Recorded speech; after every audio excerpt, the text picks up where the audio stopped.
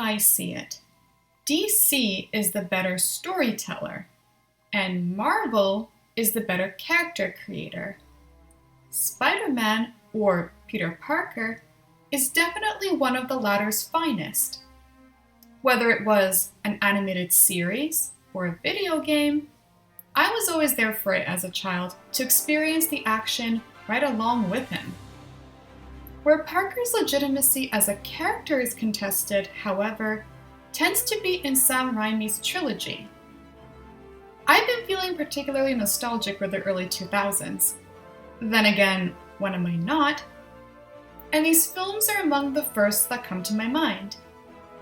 Despite the criticism they receive nowadays, they hold an important place in our superhero culture, with Tobey Maguire's interpretation of Spidey at the center of this discussion.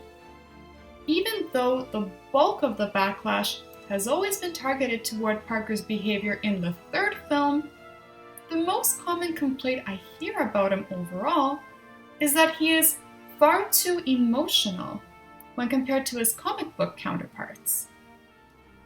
Here's the problem with that assertion.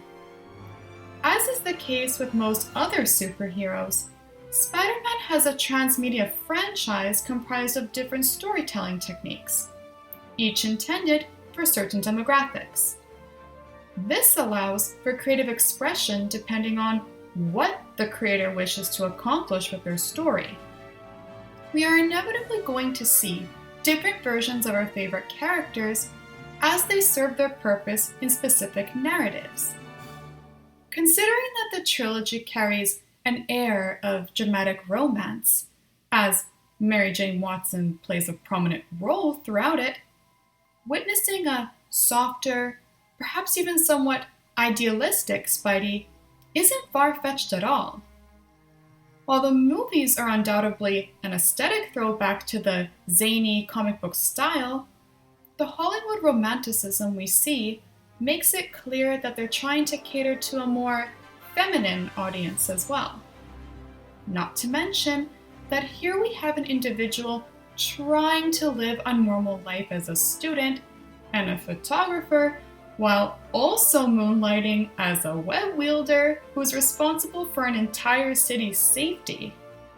On top of that, he has to keep the web wielding part a secret if he wants to protect himself and his loved ones. If these things can't have some sort of effect on him, is he even human? I would also like to offer a different perspective regarding the third film. It's meant to show that the first two are really just a fantasy for Parker, both as a hero and as a romantic partner. It reveals Parker as what he actually is: immature, and even sometimes blind to what the world is really like. He realizes by the end that not everything in life can go exactly the way he wants it to, and that he has a lot of personal issues to sort through before he can truly commit to anything. The 2021 film Spider-Man: No Way Home even touches on this.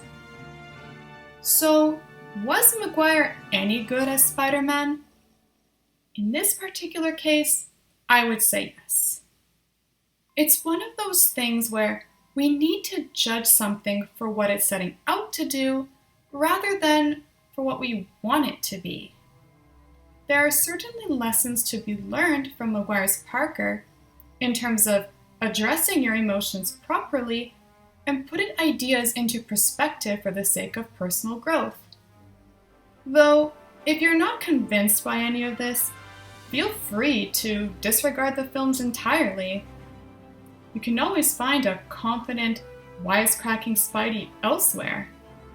But keep in mind that if Peter Parker was a predictable fellow, there wouldn't be nearly as much of a dialogue today giving way for imagination.